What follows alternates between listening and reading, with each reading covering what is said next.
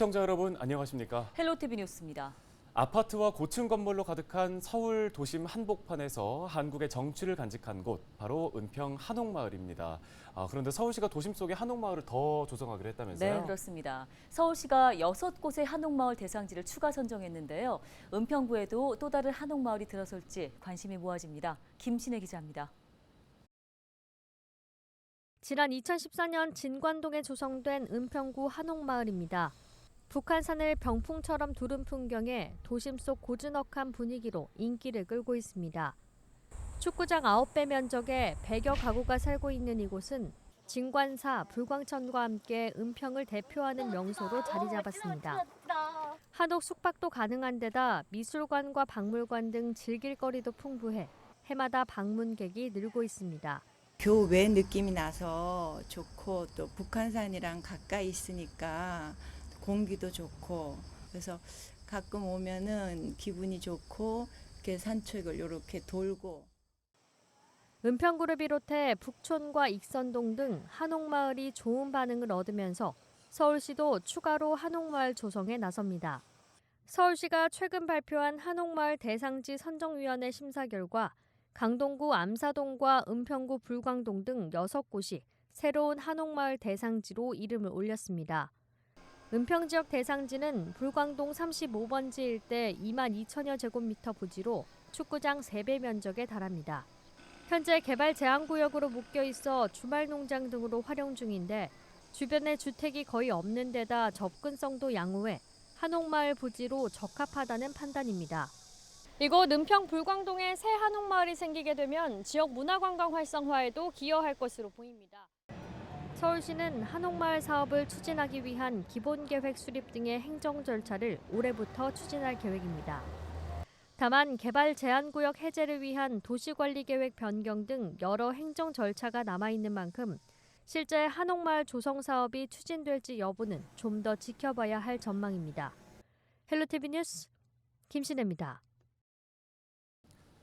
기상청이 올해 여름철 기후 분석 결과를 발표했습니다. 올해는 유난히 비가 많이 내리고 더위도 기승을 부린 것으로 나타났습니다. 네, 어느덧 초가을에 들어섰지만 한낮 무더위는 한동안 더 이어질 것으로 보입니다. 김진재 기자입니다. 장마와 태풍의 영향으로 유독 많은 비가 내린 올해 여름.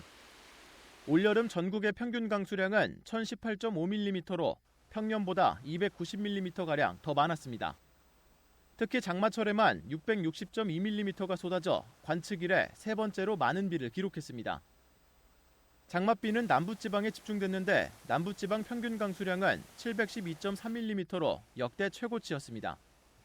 태풍은 평년보다 적게 발생했지만 제6호 태풍 카눈이 한반도에 직접적인 영향을 줬습니다. 통상 여름철에 발생하는 태풍은 11개로 이 중 2.5개가 한반도에 영향을 주는데 올해는 10개가 발생해 그중 카눈 하나만 한반도에 영향을 줬습니다. 특히 태풍 카눈이 이례적으로 한반도를 수직으로 관통하면서 전국에는 강풍과 침수로 인한 피해가 잇따랐습니다.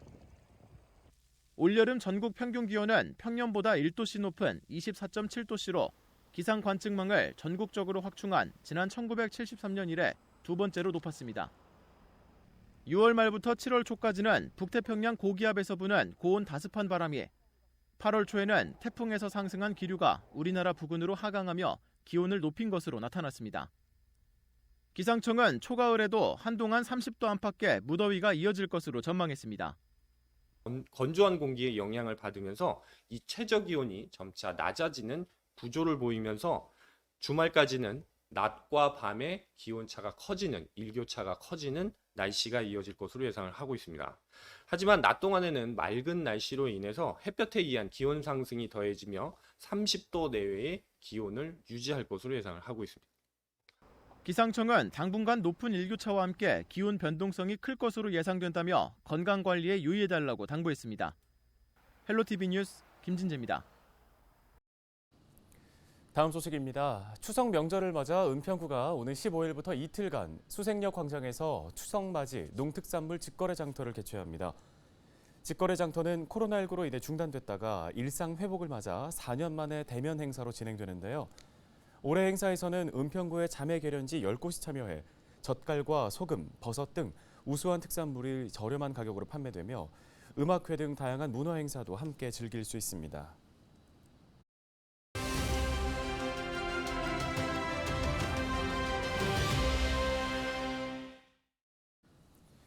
은평구 의회의 의원 연구단체가 고독사 예방을 위한 방안 마련에 몰두하고 있습니다. 최근에 전문가와 토론을 진행하고 연구 용역 중간 보고회를 가졌다고 하는데요. 네, 은평구의회 1인 가구 고독사 예방을 위한 연구의 대표를 맡고 있는 이경구 의원이 전화 연결돼 있습니다. 의원님 안녕하십니까? 네, 안녕하세요. 이경구 의원입니다. 예, 은평구의회가 1인 가구 고독사 예방을 위한 연구회를 만든 이유가 있을 것 같습니다. 은평 지역은 사실 노령 인구가 많은 지역인데요. 이 1인 가구 고독사 사례가 많이 있습니까? 고독사 수치가 타 지역구에 비해서 좀 높은 편은 아닙니다. 은평구는 1인 가구 고독사 등에 대한 고민을 좀 많이 해왔어요. 그동안. 관련 조례들도 제정이 돼 있고요. 사업부서에서도 예방에 관한 다양한 지원들을 해오고 있습니다. 사회적으로 1인 가구 비율이 증가하면서 사회적 고립에 대한 고민을 피할 수 없게 되었습니다. 고독사 문제를 다루지만 깊이 보면 사회적 고민에 대한 문제를 고민하기 위해 연구회를 시작했다고 보시면 됩니다. 네, 현재 연구 용역이 진행되고 있는데요. 1인 가구 고독사는 사회적으로도 문제이기 때문에 다른 지역들 역시 고민을 하고 있는 현안입니다.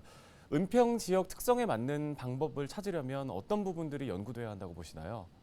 예, 은평구 1인 가구는 청년 비율이 좀 높은 편입니다. 1인 가구 중에 복지 대상자는 고령층이 좀 높은 편이고요. 1인 가구는 연령대별, 주거 형태별, 경제적 상황에 따라서 취약한 부분이 다릅니다. 가구별, 동네별 특성을 파악하는 것이 급선무인 것 같습니다. 그다음 정부나 서울시 사업과 함께 가되 지역별, 유형별로 대처를 할 수 있는 인력 구성이 절실합니다.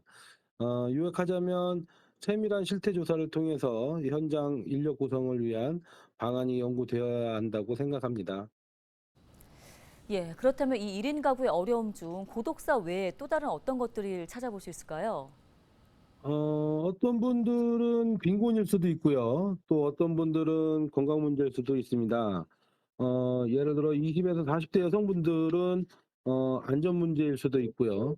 또 우울함이나 고립감 이런 것들이 실제는 심장병이나 만성질환 등을 그 유병률이 높인다고 연구 결과도 있습니다.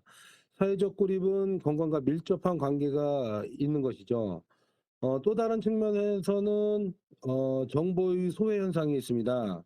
외부의 정보를 듣기도 어렵고 나의 정보를 전달하기도 힘들죠. 예를 들어서 글을 읽지 못해서 나에게 도움이 되는 지원 사업들을 알기 어려운 분들이 있습니다. 또 이웃과 단절되어 있으면 위험한 일이 생겨도 주변인들이 내 상황을 알리기 어렵죠.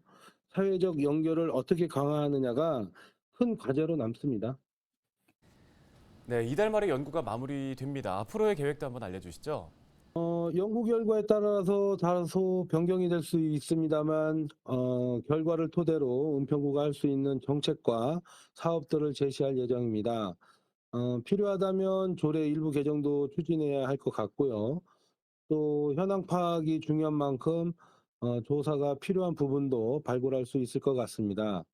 그러나 항상 유의하려고 하는 것은 공공 부분에서 고독사 문제를 다룰 때는 개인의 선택을 침해하지 않는 선에서 즉 1인 가구 선택을 충분히 존중하면서 고독사를 막을 수 있는 방안을 선택해서 추진해야 한다는 점입니다. 이런 부분들을 구민들과 또 현장에서 뛰고 계시는 분들, 사업부서와 긴밀하게 논의해가면서 추진해 나가려고 합니다. 네, 알겠습니다. 말씀 여기까지 듣겠습니다. 은평구 의회 이경구 의원이었습니다.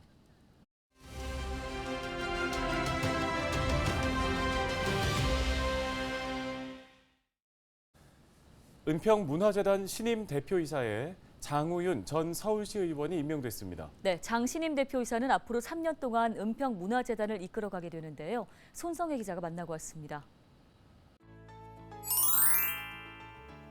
지난 8월 24일자로 취임한 이후에 재단 직원분들하고 소통하면서 그 사업 현안들 챙기고 있습니다. 또 내년도 또 사업들 준비하는 중요한 시점이라 또 팀별로 또 업무 보고도 받고 또 그리고 은평문화예술회관 그리고 또 생활문화센터 또 불광천 미디어센터 같이 이제 우리 은평문화재단에서 관리하고 있는 주요 시설들 이런 거 돌아보면서 운영 현황이나 또 앞으로 운영 방향에 대해서 함께 좀 이야기들 나누고 있습니다.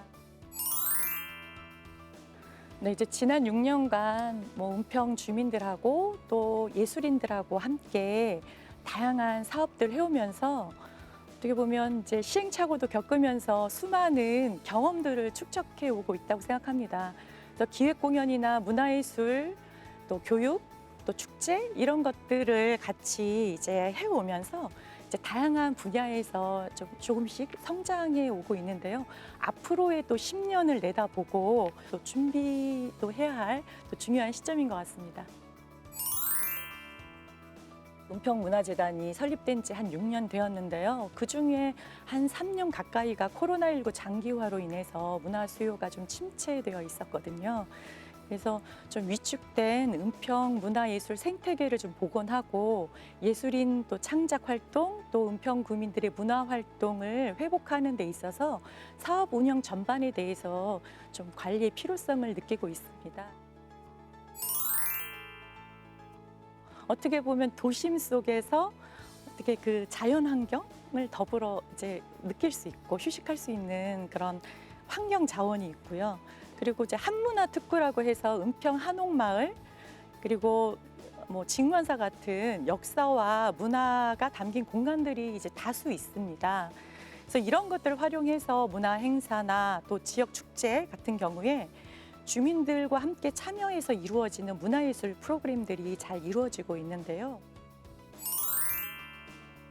문화 사업을 기획하면서 이제 주민들이 참여할 수 있는 다양한 사업들 이런 것들을 만들어가고 있고 정책 네트워크나 또 지역문화 발전 포럼 이런 것들 같은 경우에는 주민들이 참여해서 함께 은평구의 정책들을 같이 만들어 나가고 이제 문화민주주의를 기반으로 한 또 정책 추진을 통해서 문화재단이 그런 매개자의 역할을 수행할 수 있도록 하려고 합니다. 이제 좀 더 변화하고 도전하고 성장해야 할 시기인 것 같습니다. 그래서 이제 뭐 은평구 구민들과 또 예술인들에게 더욱 사랑받고 신뢰받는 기관으로 자리매김할 수 있도록 저희가 또 직원 여러분들과 함께 또 열심히 노력하도록 하겠습니다.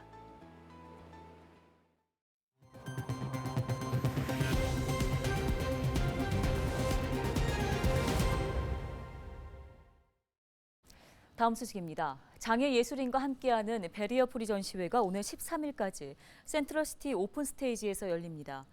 이번 전시는 예술적 재능을 가진 장애인들을 대중들에게 소개함으로써 사회적인 편견을 해소하고 향후 예술인으로 자립하는 기회를 제공하기 위해 마련됐습니다. 전시회에서는 발달장애인 디자이너와 비장애인 디자이너가 함께 협업해 건강에 대한 다양한 이미지를 표현한 작품 22점을 선보입니다. 예술적인 능력이 있는 발달 장애인을 발굴해서 사전에 교육을 통해서 작품 활동을 할 수 있도록 도와주고요. 또 이렇게 결과물을 일반 대중들에게 전시 공개함으로써 발달 장애인에 대한 그런 편견도 없애고 함께 해주시면 우리 발달 장애인들이 사회적으로 활동해 나가는데 큰 힘이 되고 격려가 되리라 생각합니다. 양천구가 추석 연휴 기간에 건설 공사장 안전사고 예방을 위해 오늘 22일까지 안전점검을 시행합니다. 점검 대상은 주택 건설 공사장과 재건축 사업구역 내 빈집 등 36곳입니다. 양천구는 공무원, 전문가 등과 함께 공사장 안전시설 설치 여부, 추석 연휴 대비 안전관리 계획 이행 실태 등을 점검할 예정입니다.